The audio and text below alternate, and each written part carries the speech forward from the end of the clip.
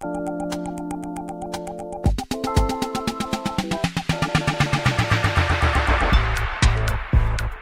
guys, welcome to another episode of the Technology Show, where our experts translate geek into regular speak. How do you feel about mixed reality versus virtual reality? And what are your thoughts? Gadgets or games? And where exactly are you on the battlefield of Windows versus Apple? Stay tuned for our special geek guests. And now, it's over to our Techsperts. Welcome to the Technology Show, where we translate geek into regular speak every week. So in keeping with the trends of late, we're going to start switching things around again and going back to different formulas. You just never make up your mind. I can't make up my mind.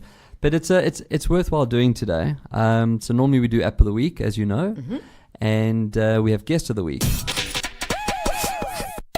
Today we're doing both at the same time, and we're doing them at the beginning, and we're doing them via Skype. Because we happen to have a Guest of the Week who happens to have the App of the Week. Correct. Which we had a little bit of play with before we got on air. Correct. So I'm going to bring Tim Campos onto the show. Tim, how's it going? It's going great. It's great to be here today. Hi, Tim. So I grilled Brett before the show started on the app, which we'll get to very quickly. And I think I asked him all the hard questions because I'm a hard tech person to convince to change into anything. I'm very much like, oh, if it doesn't look like Outlook, what am I going to do with it?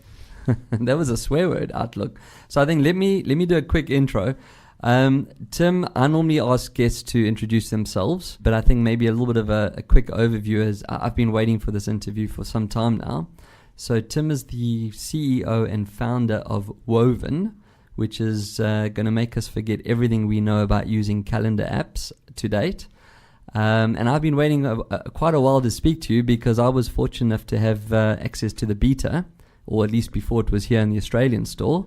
And I see it is now here in the Australian App Store. So well done. Thank you. I'm glad that there's more app developers remembering us guys down in the far bottom. Well, according to the Flat Earthers, we're actually just a Hollywood stage. So we're not even really here.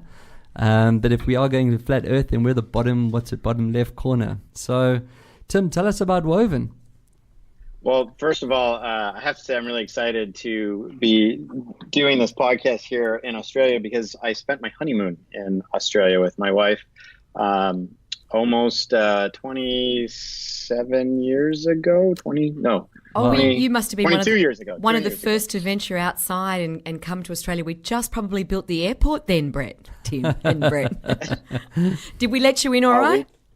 You let us in great, and we spent time in Sydney and spent time at the Blue Mountains. Valley of the Waters was just an absolutely memorable hike, and then we went up to Port Douglas and got to enjoy the Great Barrier Reef and just love the country up there. And did you have a photo with a koala bear? No. I have to come back. We did chase some saltwater crocodiles in the Daintree rainforest, but never got to a koala bear. That's just a story. That's not because the crocs ate the koala bear, for everyone listening. Okay. All right. Well, I'm going to rein it back in because we're a tech show and not a tourism show. And I'm also feeling envious because I haven't been up to some of those places you mentioned. I've been here a while already. Shame on me, I know. Brett has a tech crush on you. I won't say boy crush, but I will say tech crush. But Tim knows that. We've had chats offline already when I was working with the beta version of the app. So Tim, well done and for getting it to where it is. I mean, probably 70% of apps don't even make it past the MVP stage. And you're here in our store and other stores. Let's start with that. Have you actually rolled out into global stores now, or is it just Australia and America? We are now in 10 countries. Okay. I don't think we've actually mentioned too much about what Woven is. Yes, so let's go to Woven just first. A brief introduction. Let's go back to Woven. Correct, we got excited there. Woven is a next generation calendar. It's an intelligent calendar. And we've taken a very different approach to how we built Woven from how other companies have tried to tackle this problem. With Woven, instead of just coming up with a new UI, a new interface to the calendar, we instead rebuilt the calendar from the bottom up. So we focused on building a brand new backend, and it is compatible with existing calendaring systems. So Woven works in conjunction with Google Calendar today, and we're working on adding Office 365 support in the future. But because we have changed how the calendar is built, it allows us to do a number of really exciting things, which I'm happy to get into the details of today. To get to your question on country, Woven started with in the US, but because calendars are absolutely a phenomena that affect everybody, it was really important to us to start getting into other countries as well. And just about 2 weeks ago, we added support for another 9 countries, mostly in some in South America, some in East Asia, and some in Europe. And we will continue that expansion over the course of this year and hopefully get to all 100 countries. So I think, that's awesome. And when it comes to international scheduling, just to get this call to work today with you in San Fran and us here in Sydney, that takes some planning. And I know that is definitely one of the features. He's trying to clean his screen. He's trying to clean his screen. I was like, Brett's dirty. I'm not. You see, there we go. Tim, I asked Brett, there we go. Did your inspiration for this app, and I don't know why I was asking Brett when I should have just waited for you, but was the inspiration for this app the difficulties that you faced trying to schedule your own meetings over the years? Because some of us these days, me especially, and Brett, we spend more than half our day trying to juggle meetings. And they do become very, very labour intensive just getting them right. So I didn't know if that was your inspiration. Yeah, it's probably 3 major things, but it starts exactly there, where as an executive, as a CIO of Facebook, and then CIO of KLA-Tencor before that, my life was booked wall to wall. And so I found time management and meeting management to be an incredible challenge. And in working with my assistants, it was always frustrating to me how difficult it was for them to do simple things like just tell me how much time I'm spending with who. So that was the first motivation. The second motivation is at Facebook, we had a number of very unique challenges with the calendar that in the beginning of my tenure there created problems and problems that I had to spend a lot of time solving. But as time went on, they became opportunities, solutions that we could build that were quite innovative, and I was very excited about the potential of those things. And the last thing, to be quite frank, is a little bit personal, which is that time is fleeting, and as I've gotten older, my parents have gotten older, my children have gotten older. It's become very apparent to me how important it is to spend time on the things that matter most to us. And in fact, that's actually the mission of Woven, is to help people spend time on what matters most to them. And so it was really the confluence of all 3 of those things that led to the founding of Woven. Well, I hate the fact that my PA tends to spend more time putting placeholders in my calendar, trying to keep everybody happy of trying to find out. And I'm one of those people that replies instantly when someone wants to know if I'm available, and then 3 other people take a week, and by that time my space is gone. So I completely understand what's driving that. I did mention briefly to Brett, but what will my assistant do? Make coffee, because Woven can't do that yet. But it could probably tell us en route to our journey where we could pick up a good coffee. Well, and the other question I have though, Tim, is the countries that you have rolled out in, have they been chosen off the back of your experience in the digital world, or were they selected for ease, or why were they selected, those particular 10? And us Aussies, one of. A few different things. First off, Woven is, the issue of time is much more prevalent for the knowledge worker than anyone else. For the knowledge worker, the thoughts and the ideas of the individual directly relate to their success professionally. And so whether we're talking about a software engineer or a marketing person, these are people where their ideas are what matter, and how they spend time is incredibly relevant to them, which is different than, say, for manufacturing, where there may be a process that you're responsible for helping to execute, and time is somewhat in your control, but also very much a function of what it is that you're doing and the equipment that you have to use, and so on and so forth. So Woven is really best suited for companies that have started to transition more to knowledge-based work. The second thing, which is a little bit more in depth, is a big part of what makes Woven work is the data architecture of the product. And that data architecture is something which we take very seriously. The security of the system is something we take very seriously. And there's also a lot of rules that are unique to every country around data privacy and data ownership that we take very seriously in terms of our responsibility as stewards of that data. And so for that, we wanted to make sure that that's a worldwide phenomenon now. Absolutely. That governments of all countries are taking a keen interest on incoming and outgoing information. And that's good because we all expect a lot more of our robust security now, and we're very quick to judge when it's not there. So I'm delighted to hear that was a top priority for you guys.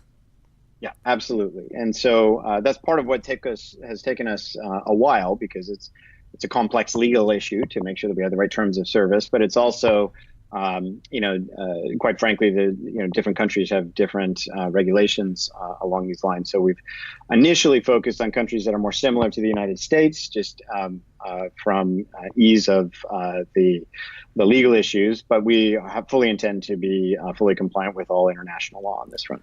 So just a quick question now, and again, being a podcast and also with people not having seen the product yet, would this be, or is the goal that we actually replace? So I use an iPhone. I don't use the native calendar app on my iPhone. I actually use a Gmail calendar app. I find it works better. Is the idea that we would now use Woven as our default? And I'm saying that as if, I've used it and I've seen the benefits of it. So I'm just leading into why we would move to Woven as opposed to using what's already there. Angela said at the beginning off the show, she uses Outlook for her email server. Now, when I sent an invite to her to show how it works, it comes through as an email and you click and it opens up the web page. So the access to the information is there. But are we going to be replacing our native apps and then putting Woven in as our primary? And why? Yeah, it's a great question. So to answer it, it's worth putting a little bit of context here on why hasn't the calendar changed up to this point. And in today's day and age, a lot of collaboration software is delivered as a suite. So you have, either Office 365 or Google Suite, or back in the day, there was the Lotus Suite, and I remember that. and other examples. And there's a very, distinct reason for that. First off, file formats and compatibility between different systems was what motivated it. But one of the really important things is the data set for calendaring is very interconnected. It's hard to move from one calendaring system to another. And so what you found is that particularly in corporations, the decision on what calendaring system to use is kind of you make it once and then you don't change it for another 10 or 15 years because it's so difficult to make the transition. Even at Facebook, when we moved from Exchange to Office 365, we're going from the same calendar technology to the same calendar technology. The biggest challenge with that transition was making sure that all the calendar interconnections were handled properly. So for Woven, one of the biggest strategic issues that we faced was, well, are we really going to force this decision on everybody, or is there a better way? Is there another way? Excuse my lighting here. Is there another way for us to bring this product to market that doesn't create the same difficult choice for people? Yeah, angst, because I've done that. I've gone from Outlook to G Suite and G Suite back to Outlook, and my IT guy was just horrified all the time. Right. He just said, do you know what you're about to do? He said, what about the calendar? And I said, no, I'm not touching that. Forget about it. Yeah. So we said, well, what if it wasn't that big of a choice? What if we could help get people into a new system? Would that make it easier to go to market? The obvious answer to that question is yes. But more importantly, it also made it so that we didn't create the same choice for people. You can still use Google Calendar and all the things that are connected to Google Calendar, but you're going to want to use Woven because it has more and better information connected with your calendar events. I can give you, just a few very small examples, but we can go a lot deeper if you'd like. The emails that are used to schedule an event are in your email server. The calendar events are in your calendar server. You think these two things would talk to each other, but if you want to go to your calendar to see what emails, all the correspondence that led to coordination of a meeting, they're not there. The calendar event doesn't have it. But in Woven, we are able to provide that interconnection. And that interconnection is just the beginning. We've already built interconnections with ride-sharing services like Uber and Lyft. Yes, I noticed that. I noticed that. Video conferencing services with, we have Hangouts under. When Brett invited me, he said, look, I can even organize a lift to the lunch meeting. And I just kind of sat there looking at him going, I'm a difficult person to convince with tech. I am the hardest person because I don't like change. And that's why Brett has me on the show, because it's important to get the civilian perspective sometimes. The non-geek. The non-geek, yeah, I'm definitely the non-geek.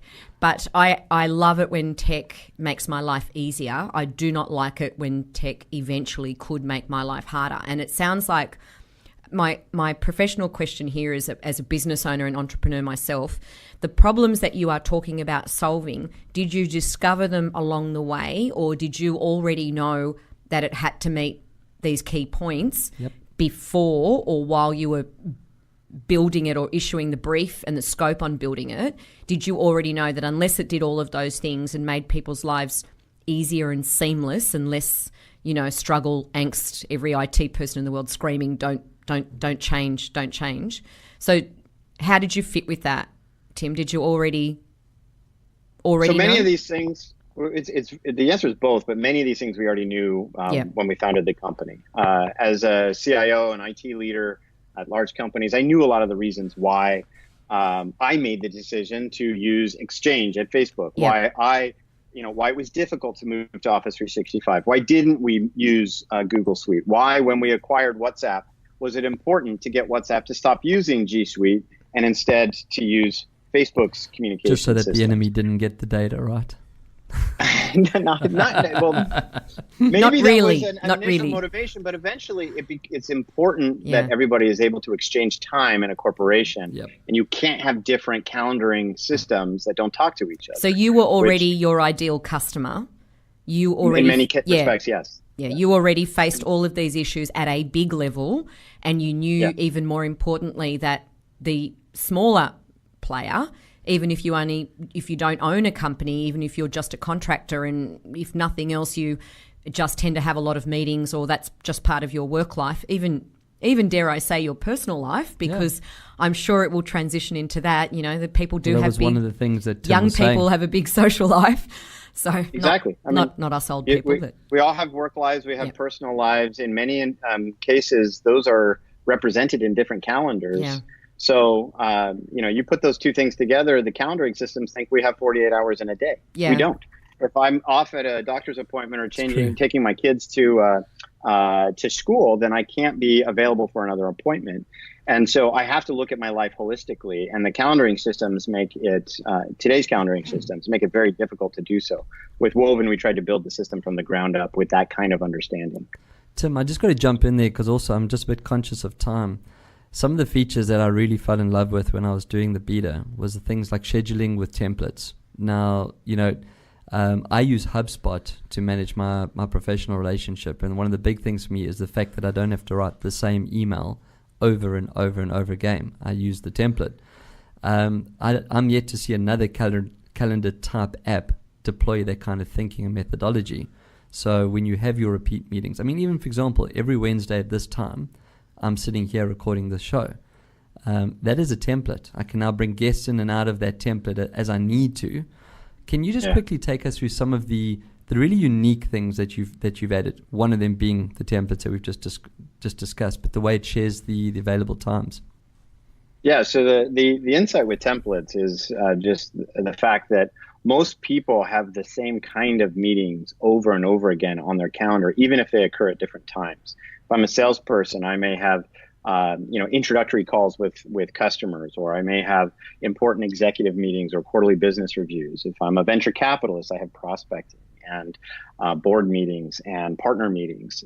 As a CIO, I would have staff meetings and meetings with my customers. And so by codifying these into templates, it just simplifies the meeting creation process. But we can also make the templates smart. So Woven's templates have the understanding of what information should be associated with them. For example, a standard agenda or participants who should always be in this kind of meeting. Woven templates can be instructed when they should occur. So obviously a date night with my wife should be in the evenings and probably like Friday, Saturday, Sunday, but not on Tuesdays. On a lunch meeting shouldn't be at 8 in the morning. It should be between 12 and 1 o'clock. So we have this notion of an availability window in the templates. So all these things make it so that there's more automation in the system, and that's just the beginning. Our templates can be turned into scheduling links. Many people like to compare this to a feature that Calendly has. We think of it in a more advanced manner than just what Calendly has been able to bring to market. But what it does is it allows someone who, for example, a consultant who wants to make their calendar available over the web, they can say, okay, here is when I am available for a particular type of meeting. And you just have to go to a link to fill that out. And but these scheduling links can also be used, if I'm a professor and I have office hours, or if I want to make myself available to my team for one-on-ones on a particular period of the week. All of this, you can instruct the template that's the time for these meetings, and then provide people a link to go to anytime they want to have access to your availability. Without letting a third party have more access than what they need. Exactly. So the template knows only to give you my availability within a specific window that I have instructed it, but nothing beyond that. So I don't have to give you full access to my calendar. The template, Woven is also very intelligent in how it manages multiple calendars. As I said before, many people have a work life and a personal life. With Woven, you specify which of the calendars that you have that represent your time, and which of those calendars are just there for informational purposes, like maybe a sports schedule or my kids' That's very cool. schedule. And we only look at your availability for we call them my time calendars, for my time calendars. Then we ignore, whether you're busy for a calendar that is just informational, because that's what it's for. It's just there to let you know what's going on. So we've also integrated location or a map into the product. Yeah. Meetings are not just about a coincidence of time. It's also a coincidence of geography. So when are we meeting and where are we meeting? And so when you're looking at your day, if you're someone like me who often has meetings in many different locations, it's helpful to be able to plan your day geographically in addition to chronologically. Well, you don't want to be 2 hours away from your next meeting. Correct. And some smarty pants has scheduled it with half an hour to get there, and you're like, even if I could fly. Well, that's where I've used the Woven. That's been a great feature for me, especially one, I don't know the city. I've been living here for 2 years, but I still don't know the surrounding suburbs and the city itself. So if someone says to me, let's meet at 9 o'clock, I say, sure. And if someone wants to meet me at 10:30, in my mind, half an hour from my last meeting, that's perfect. Except for it's a 1.5 hour train ride to where they are, so then I'll end up sending messages saying, sorry, I kind of didn't know where you were, which really doesn't sound professional. Well, in my case, Tim, I'm a member of many organizations, and they always let me know when their meetings are on. And I like to put them in my diary because occasionally I can get to them. But then what happens is it blocks out that part of my diary, so I don't actually get to schedule another meeting in there, because they're a meeting that I might go to if I have nothing else better to do. So I won't mention the organizations because that's not nice. But, it's not often I get to them, and it's infrequent, but they still need to be in my diary to represent maybe. So it sounds like... Yeah, that's your time. You use that in the My Time tab instead of the available time tab. That's right. So that's very cool. Absolutely. That also enables Woven to be really intelligent about how it handles conflicts, for example. So we're just about to release a set of notifications in the next week where when somebody books time on your calendar or for a meeting event changes, and that creates a conflict, Woven will proactively send you an email about this so that you can see not only that this meeting has generated a conflict, but what is the conflict? What else is going on in your day? Cool. Yeah. And this way, instead of having to look at every single one of your meeting invites, you can just look at the ones that are important, that matter. Woven will push those things to you. So we've also built some very exciting capabilities around availability sharing. Woven has very rich ability for me to share with you when I am available. I already described some of that with the scheduling links. But we also have something that is for people that I meet a lot with who are not at my company. We have something kind of like a friending model where I can share my availability across corporate boundaries, across all of my my time calendars, so that you can literally, with a click of a button, schedule a meeting with me that works for both you and I. And in combination with some of the other things we've already talked about, like templates, this makes it possible to do things like schedule one-on-ones or even something as complicated as a board meeting with just 2 clicks. Which is very complicated. I have a board meeting every quarter, and we're from all around Australia. And we often have to sit there at that board meeting when we're all together in the one state and the one city and say, we better schedule the next 2 meetings. Yep. Exactly. While we're all here, because it will be impossible to do when we physically leave the room, because it's 150 emails, backwards and forwards. Tim, and all this is necessary because our calendars just don't talk to each Yes. other. We need to allow them to be interconnected, and that's how Woven was built from the ground up, to facilitate that interconnection, but do it in a way which is very safe and secure, only shares the information that you want to have shared, and doesn't require you to give up any more than is necessary in order to schedule a meeting. I do have to wrap it up. It's actually amazing how quickly time goes when we do this. Is it Android and iOS, or are we only on iOS at the moment? We're only on iOS. That's all at the good. moment. We're all Apple people here, so it's all fine. Grudgingly. Is there But plans we for? are on Mac and Windows, in addition to Android, or excuse me, in addition to iOS. Android will come later this year. And only on Google Calendar and Google Suite today. But Office 365 will also be later this year. That's cool. I was actually going to ask about Office 365. I was going to ask about that too, because I don't want everyone in my team to have a big shock overnight that I might actually entertain changing my calendar. Yeah, but that's a nice thing. Woven will sit in between all of it, so you don't have to change. Tim? Absolutely. I mean, you can imagine a world where you have some of your time in Office 365, some of your time on Google Calendar, and it will just interconnect seamlessly. Tim, I can't imagine my world with more time. I beg for it every day, and have often decided that I would sell a body part to get more time. I might take you up on that. I'll show you how to use Woven properly, and then we'll get body parts. Well, you never know. You never know. Thank you very much for your time and for talking to us. And I think it's about 8:30 at night, your time, if I'm not mistaken. Yesterday. That sounds weird. It's Tuesday, 8:30 at night, right? Well, in Australia, we've always been at least a day ahead of everyone else. Oh, there we go. Tim, thanks so much. Please thank Julie as well for facilitating us getting to this point. And again, thanks for letting me come with you on the journey. I now have moved off test flight and I have the proper install. Oh, he's so very it's excited, Tim. It's like a little boy in a candy shop in your language. Tech. But we'll stay in contact and we'll chat to you again soon, Tim. Thanks very much. Thanks, Tim. Sounds great. Bye-bye. Bye. Cheers. Very cool, huh? He was great. He's very passionate about his app.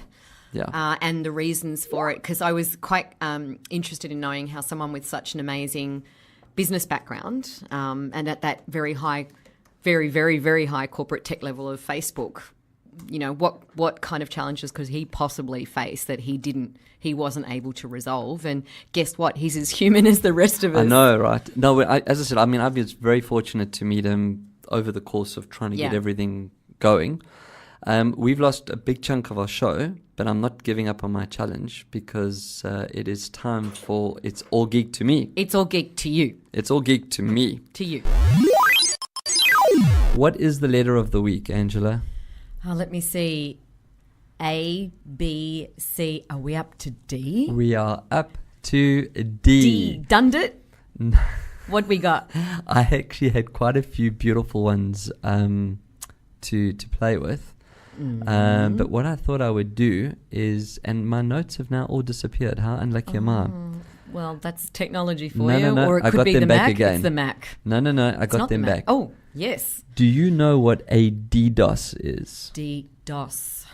I'll even spell it for you. Capital D, capital D, little o, capital S. That was how you might have seen it running around the internet or the interwebs. No. A DDoS is a distributed denial of service. Oh, I have. There we I go. have. So it's different to just a DOS attack. It's this one. So we'll go through that. So let me dumb down what a distributed denial of services is. DDS. DDoS of service. DOS. Yeah. DOS. It's basically a computer hack or attack Yeah. that uses a number of hosts to overwhelm a server. So it's actually a bullying app. So what happens is it keeps pinging the server where your website is Yeah. over and over and over and over until eventually your server just crashes. It doesn't know what to do with itself. Have you ever been in a situation where you put an out of office on your email and then it sends back an auto reply and then it sends you back an auto reply saying this is an unmonitored, and it keeps going up and down, up and down? I'm never out of office. Okay. So for us normal human beings, Yeah. non-chronos gods, Yeah. just humans, Yeah. that can cause a big, it's what they call a loop conflict. Okay. Because one server is talking to the other and it's just getting the same. And eventually it actually blocks you because it just says, this is mad. I've sent you a message already. There's something wrong. Right. So this is, in principle, it's the same. If you imagine getting 20 million pings against your inbox at one moment in time, even my inbox couldn't handle it. nothing can. So they use it to basically bring down servers. Right. Now, it's happened to us. It happens everywhere in the world. It's different from a normal DOS attack, which is just a denial of service. Yep. So the DOS attack just says you can't access the server, like ransomware, Yep. those type of things. This is malicious. This is when teenagers or anonymous Right. get together and they go, right, who don't we like now? So let's say, for example, Clive Palmer. Oh, sorry, I didn't mean that. Sorry, Clive. But let's just say we say Clive Palmer. And we hit his server. And we hit it over and over. And eventually the server falls over. Now, most times, you can't bring that server back up. It actually takes it to the point that it just goes, sorry, I'm out of here. I'm going off to Bali for a holiday. I just... So you have to... It's gone. What does that mean? So basically, when the server breaks, Yeah. it also then takes down its security. It takes down all of its protection, which means the hacker could continue to get into the system and then take over the system. So the machine doesn't physically blow up. It just doesn't know what to do with all these pings, so it just turns off. It goes, sorry, I'm out of here. So it's actually a really serious, nasty piece of code. And DDoS is, it goes in waves. Like when I say people, when hackers and hacker groups or people that are just passionate about something, when they get pissed off, this is their weapon of choice. So they will take down a server using a DDoS. So that's, as I said, it's not something you want to happen. No, and it's quite beautiful to watch. Is there very little that you can do about it? You can't do anything about it. You can't. So what it does is, if you think Wow. about how a server works, Yeah. a server is connected to the internet, Yep. and it has an IP address and a DNS, and it talks up and down Yep. between servers. This basically cuts that server off and just bombs it. Do you lose your website? Yeah, you lose everything. No, but I mean, you can Yeah, never yeah. resurrect. If you have a backup, you can, but most of these type of attacks are against databases as Yeah. well, so it just obliterates everything. It's a nasty piece of code. So you're not safe at all. Well, you are. You can't get DDoSed, if that's the right word for a DDoS attack. It is for this purpose, yes. For this purpose, you can't be DDoSed. Sounds weird saying that. If you have the right security protocols in place, if your server grade is up. However, for the normal person in the street, and even some really smart CIOs and CTOs out there is never enough to stop these guys. If they want to get you, they're going to get you. Because remember, it's actually a server calling on your server. Yep. So it's a ping. So instead of just one, take an e-commerce site. Take Black Friday. Okay. Black Friday, you hear them say that the servers fell over or the website went down. Effectively, that's the same kind of result as a DDoS. Even it though wasn't it was an a attack. positive rush. It just said it didn't know what to do with all Yeah, that traffic. all the So volume, it said, I'm out of here, and it shut down. Here, they're basically doing the same thing, Right. but they're just banging and banging and banging and banging until it breaks. So I've actually seen a video of a DDoS attack through the hacker's screen, like them recording it, and it's like watching, I suppose, a supernova or a black hole or something. It just now you're gonna try and tell me that these are artists creating no, they're not. something. No, this is malicious. Right, it's criminal activity. It's 100% criminal activity. You should never have to resort to a DDoS. There's no legal reason for doing it. Especially when you're taking down a database. It's a lot of other people, unintended consequences and victims whose fault it is not. Correct. And it's just... It's spiteful. I mean, you are deciding as the hacker that your target, and it may not be for any really big reason other than being spiteful. Correct. So can you stop it? Probably not. Just don't really... I think the message here as part of the explanation is don't piss hackers off. It's just like, don't stab the bear. I think that's the saying. Don't poke the bear. Don't poke the bear. Yeah, but I mean... But that's what these guys do. That's what they get off on. The ability to push a DDoS. It's all geek to me. It's not a fun letter. So I don't know. So I have to rate you now. Yeah, but you can't rate me on what it is. You're rating on the explanation and the fact that you didn't know what it is. You can't keep moving the goalposts and changing the criteria. My stars, my rating, my business, my decision. Okay, I'll wait for my That's like a 1 star. ARS. It's a 1 star. No. It's sad. It's like someone telling me the end of... The Bodyguard, because I never would have watched the movie. Because we're only on D and we have a long way to go on this journey. Yeah. We need to define the parameters of the ARS. We don't need to. No, we being the audience as well, because they're listening. They're viewing this. They're watching this as it goes. I want to get to 5 stars. Do I have to find a word? 4.5. I know, but do you have to find a word that you've never heard of before? No. Does it have to just be a positive explanation? No. Negatives are going to get me negative ranked straight away? No. So why do I only get no one negatives for are not DDoS? going to give you, because of the whole premise of it.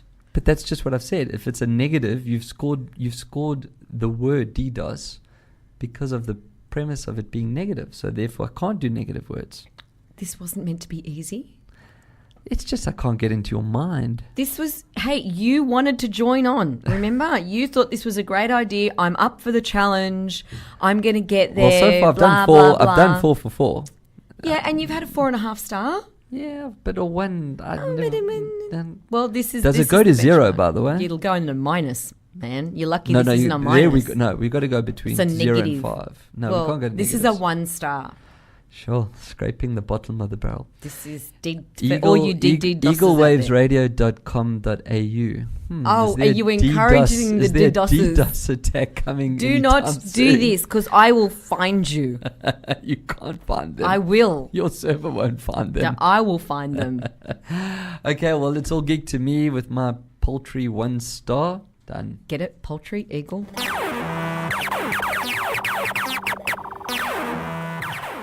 Periscope, I'm still going on my Alcatel 5V, and we are still giving away Alcatel. Have you found any more white Alcatel ones? I believe you're attempting to say, have I found any more white Alcatel phones in the giveaways? Yes. I have not. Okay, well, maybe it's like Charlie and the Chocolate Factory. It was the golden golden ticket, yeah.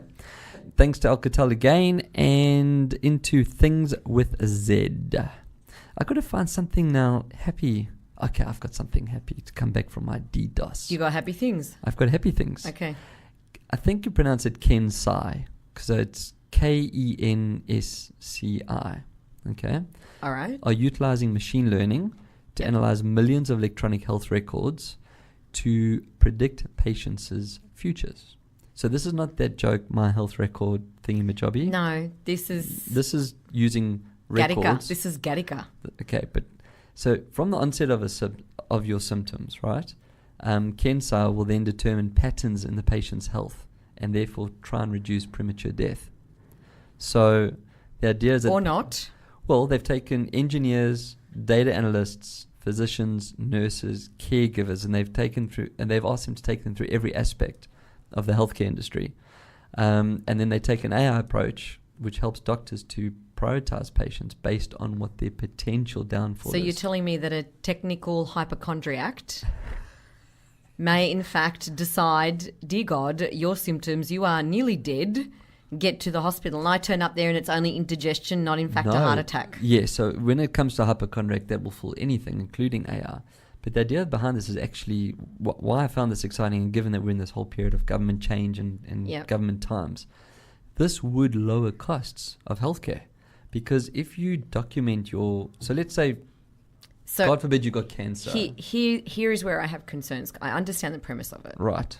Tell me the concerns. At some point you are entering your symptoms into a system.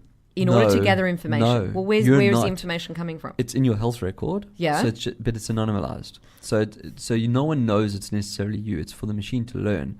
So it's saying that people in age X with the same propensity of Y would probably, their condition would accelerate at a rate of Z. And the doctor would then be able to look at that and go, you know what, let's get that person in now, give them what they may need now to prevent because most problems with critical diseases, it's actually the byproducts that kill you. So it's the symptoms and complications. Yeah. So let's say, for example, someone has AIDS, and this is where this would come. If you take a third world country, pneumonia or a tumor or something correct. else. So if you know that at a I don't know that it's white blood count or red blood count of level 10, then in theory, in 3 weeks' time, they will pick up a disease. In 2 weeks' time, bring them in for a course of antibiotics. Although you're administering an antibiotic which has a cost, you're potentially saving bringing someone into a bed because they've got full-blown pneumonia. So it's that kind of technology. It's a bit like the flu shot, isn't it? Also, and they say prevention's better than cure. Yeah, so we can prevent them getting it. Old people get it for free. Younger people get it for free in order to prevent complications and death. Yeah. Because the stats are there. Now this will tell you when you should be administering this type of stuff. So it's going to be looking at all kinds of different things.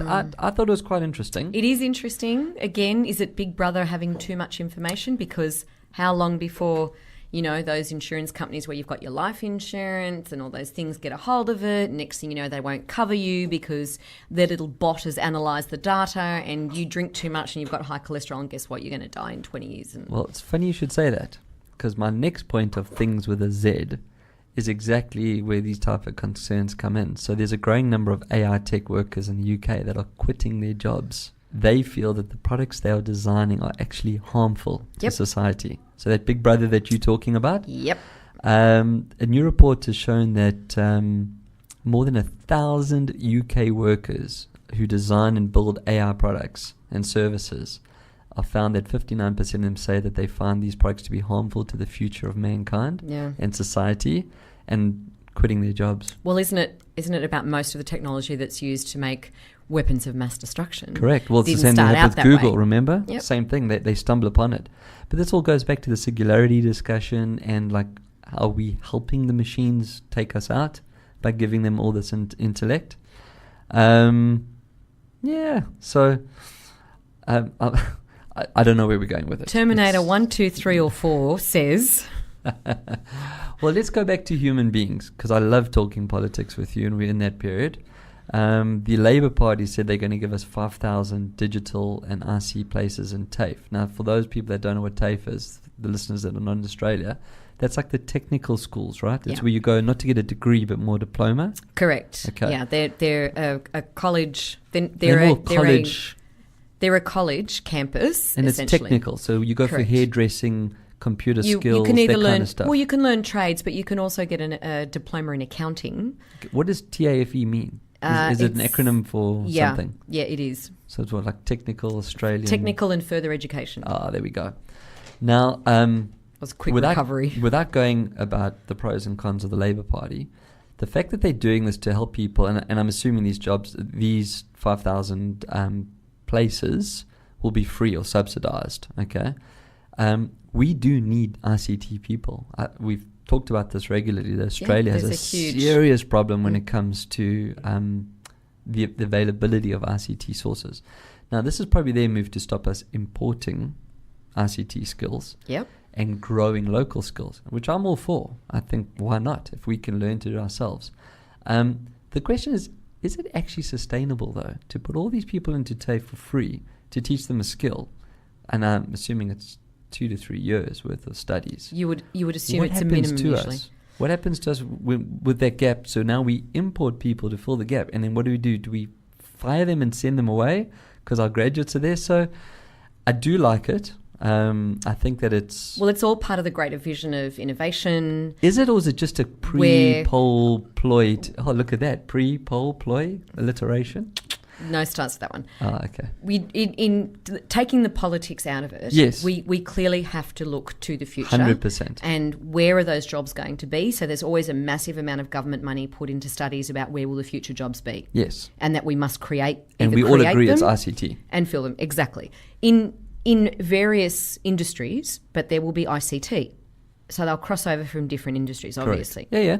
Fair point. So we do need to fill those positions. We can predict where that work is going to go. We can almost predict which industries there'll be a bigger uptake. And regardless of how many people we import to fill some of those roles, we know that at the end of the day, our own people need to have a job, particularly our youth. Yep. We know every year we've got more and more kids finishing school, not necessarily wanting to go to university or wasting 3 or 4 years at university and not being able to get a job with that kind of degree. Yep. So we're definitely having to look to the future. What does that mean for jobs from overseas, people that are coming in? Well, their countries have to take care of them. So I have a my third answer for stance that. on that. No, and I agree. But I think, though, the biggest thing that no one's really discussed is that 3 to 5 years from now, there will be jobs that we don't know about now. Yes. You know, in the way the world's moving, there might be VR engineers. I'm using it as an example. Yeah. There already are VR engineers. But whatever the next thing, hyper reality engineers, time travel engineers, we don't know.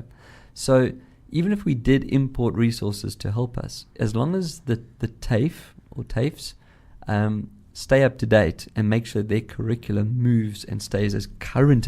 And also, I think the fluidity... Don't go and teach them like how to code in C, because we don't use it anymore. No, I doubt whether that would happen, because there would be an uproar on that one, and it would be easy to see through that immediately, given how fast everything is changing. I mean, you upgrade your iPhone and you're all looking at each other going, what is that? I love watching when people move from the iPhone 8, or anything before with a button, to no button. Well, I'm on the 10. I have no button, and I'm used to it. See, I'm used to it as well, but they're not. No, and everyone else in the office doesn't have it, and they can't open the phone, and where's the button, and they're touching, and they don't know how to flick. I know. It's a skill, because I didn't realise that I've. But admit it's much easier than using the button. Once you've got it. I don't remember life without it. I don't remember what it was like to have it with a button. See? But I came from a Windows phone, which didn't have a button. So just a disclaimer, this is the Technology Show. We do allow some people that have been previously disadvantaged by having Windows phones. I should get a subsidy from the government. You should get it. In fact, someone should come and give you a hug as well. There is that. But those jobs have to be taken care of. We have to look forward to them. Somebody has to do something. And government always has a role to play about initiating the beginning of a workforce and taking care of its people. That is the role of government. I agree. To take care of its people. Yep. And they are best placed to say, well, you know what, there's going to be a call for the jobs in ICT.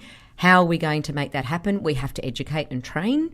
So how do we make that happen? Well, let's take the cost factor out, because it shouldn't be just the elite few that can get an education and that's what I love about it, I must say. Yeah, and you give people a job, then they're independent, they look after themselves, they're less likely to be welfare dependent. Yep. That's the cycle of life. So the question is 5,000 enough?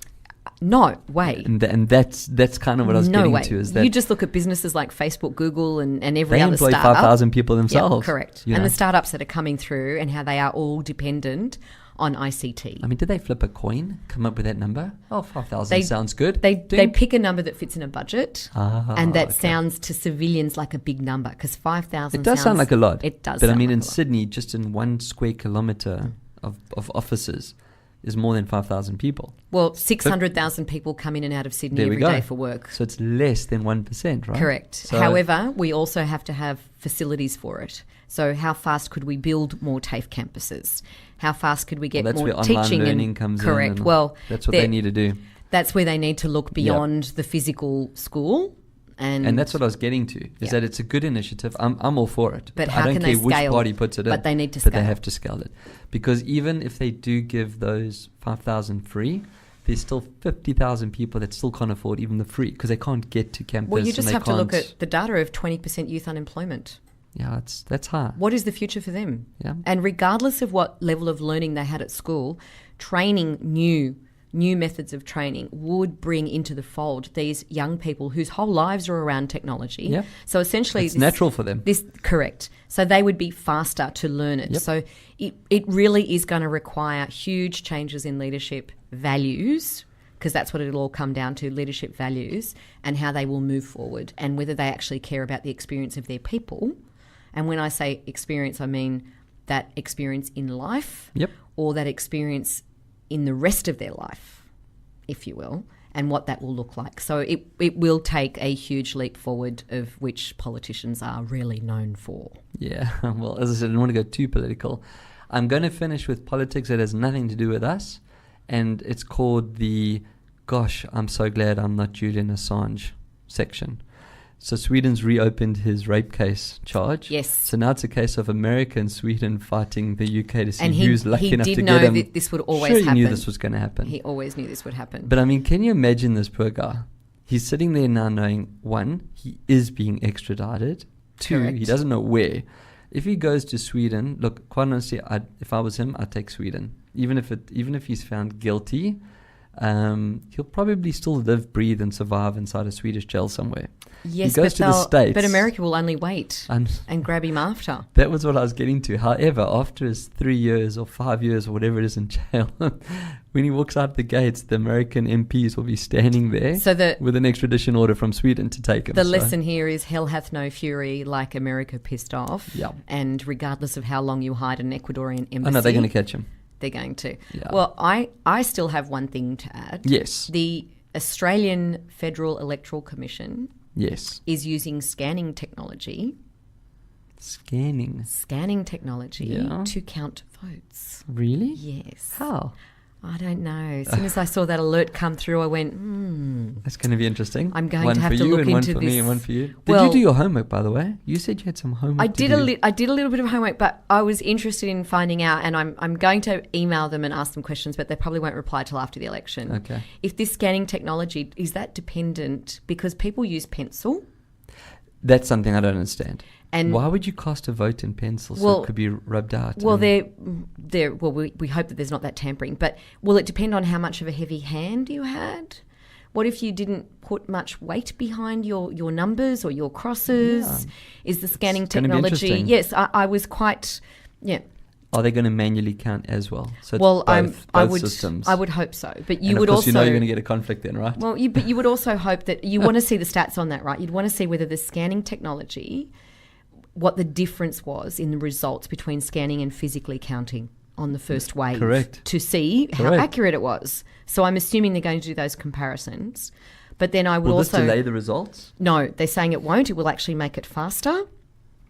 So I'm mindful of that. Well, it will say it will be faster based on the scan, but they're still subject to confirmation. It will always be subject to Physical. the final count, Yeah. which will come a lot further down the road. And then I also want to ask how long before we wake up and realise that there are better ways. I can of give you doing 30 this. better ways right now. You That don't there have to are wake better up ways of doing it, and it's nothing about a paper. Yeah, you paper shouldn't even have vote. to go in. It is, We've well, got so many unique identifiers that could I identify don't have a us. problem with going into the polling booth, because that implies that it's local and secure to that local area, because doing it from home, you know, relying on internet uploads, et cetera, yeah, I'm still mindful of it. And okay, if we do banking apps and banking technology, why can't we do Why can't voting you do a technology? voting tech? Agree. However, the slow uptake of government on these matters right around the world is astonishing, because it should already have been taken care of. I agree. I mean, I'll give you a simple solution. You have to vote in your home, okay? Pick up your phone geolocates to Yep. know that it's in your home, and you cast your vote through that secure app. It verifies, and it sends a ping that would only work in your home. You verify the ping, done. It's counted, it's Well, captured. there are still some places in Europe, and Greece is one of them, where you have to go back to your country, your town of origin. That's right. To vote. That's just mad. Well, there are politicians now who are subsidising people coming back to the village to vote, to make sure that They do that in voting Africa as well. They happens. send buses to come and fetch you and so, take you to the... I mean, that is still very third world. Here and in these are countries Australia- that are not. Here in Australia, we send buses haven't- to take you to the RSL to gamble, and there they take you to go and vote. Or to take you home if you've had too much to drink. But at least we've moved past that, right? At least we've True. moved past that. Well, Thank we're you. there. Great show. It was fun. I think it was. Was it worth waiting? I told you I've been it was a waiting grown-up for show. It was a very grown-up show. It was a grown-up show. Yes, it was yeah, very we're actually grown-up very show. good and responsible for a change. Well, that's it. So till next time, keep your screens clean. And your knobs shiny. Thanks for listening to our latest episode of The Technology Show. Remember, for more episodes, hop onto eaglewavesradio.com.au, follow us on Twitter and like us on Facebook. Catch you next time.